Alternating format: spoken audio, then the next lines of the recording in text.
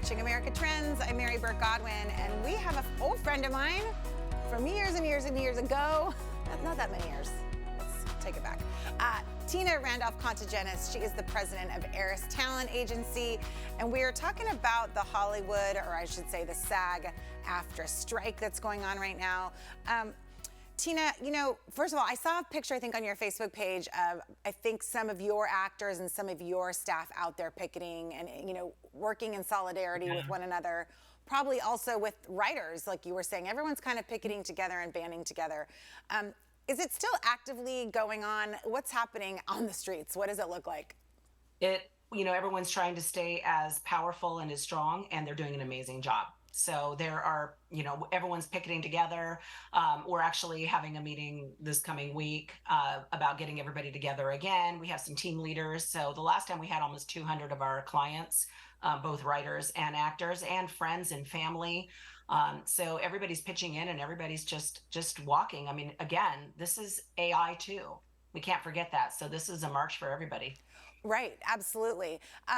And, it just seems like it's a daunting forecast right now. I'm hearing reports of maybe not till the next year, coming to the table and actually having, an end to this. Yeah. What does it look, it seems like it could be a lot of fear for actors and people in the industry of what they can be doing. What are they doing for income? What are the ways people are surviving out there while this is all going on?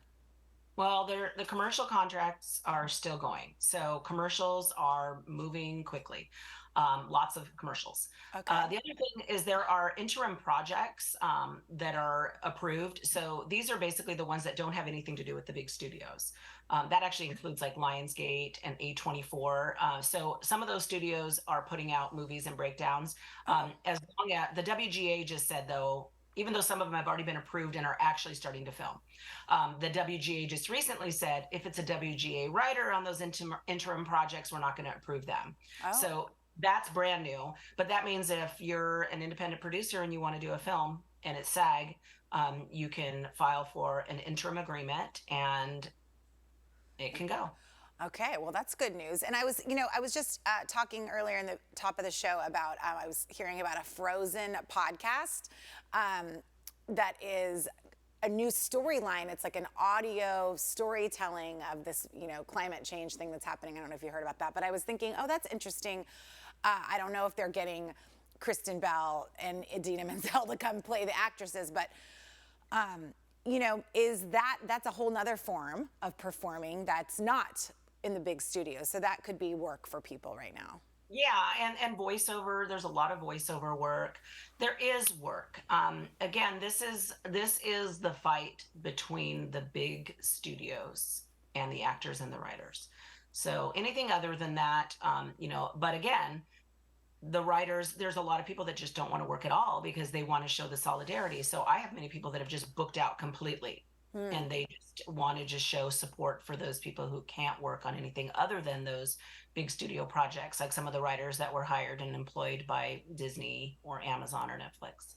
Right. I've been thinking about the upcoming Emmy Awards because I love award shows, and I thought, is that even going to be able to happen? Because actors aren't going to, I don't know if they even can show, but they may not even show because of solidarity. So I'm like, you're not supposed to promote these shows. So what are the Emmys? They're promoting the shows. Right. So, but daytime shows are still going. So, and Emmys really is focusing on daytime. So that's going to be very interesting to see how that goes. I probably imagine it's not going to happen, but we have some time. We have some time to figure that out. Yeah. Well, so, let's just say in your hopes, or what's a hopeful estimation of when we might see some resolution here? Or do you even have any?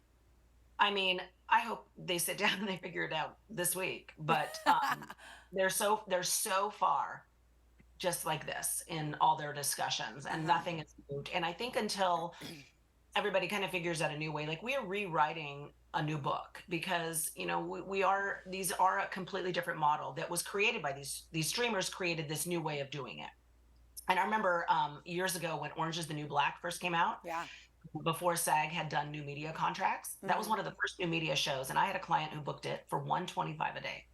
right? Yeah. And then they figured it out and they changed the contract so that, oh, you're actually going to run TV shows on here. We need to fix this. We need to adjust our thinking. So Right. there's so much that needs to happen. And there's that time that needs to happen to rewrite these new contracts, the new book on how we're going to forever share in the revenue.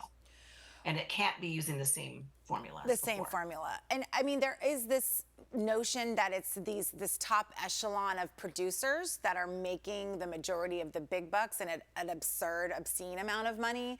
And so, you know, what I'm reading in kind of the headlines is like, why don't these people share in the wealth and have it trickle down? And is that really realistic? Where we see prices for us that are paying subscriptions for these revenues, or I'm sorry, these streaming services, will we pay the, we'll pay the price, right? Because maybe our fees will go up, or. I mean, these companies are making billions of dollars. Since the pandemic, they went from millions to billions. Wow. Billions. And they are not sharing the wealth with the people that are creating it. And that's the bottom line. And that's it. You do that. It's a bummer. They need to share the wealth. So I want to talk about your talent agency and how, so we were working together at I would say a B studio. B level might be even nice. But it was a studio down here in San Diego. And then how did you segue into, starting Eris Talent Agency and moving up to Hollywood? Well, I've always loved the industry. Like since I was a little tiny kid, I've known that I was going to do this. I got into management and it kind of fell into my lap because I was doing the girl band. My oldest daughter was in a girl band called Pink Army back in like the 2000s, right? Oh, cool. Okay. Yeah.